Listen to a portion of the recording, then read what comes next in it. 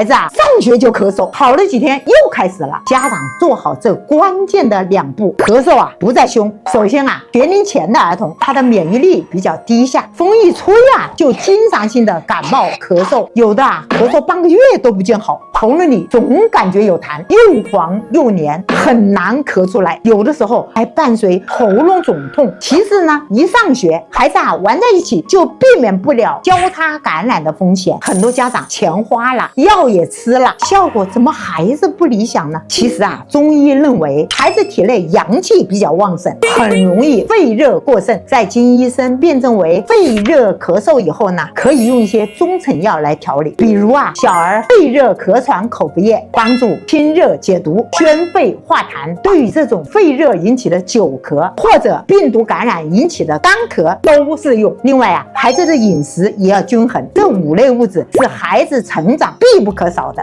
一定要注意补充。你们知道了吗？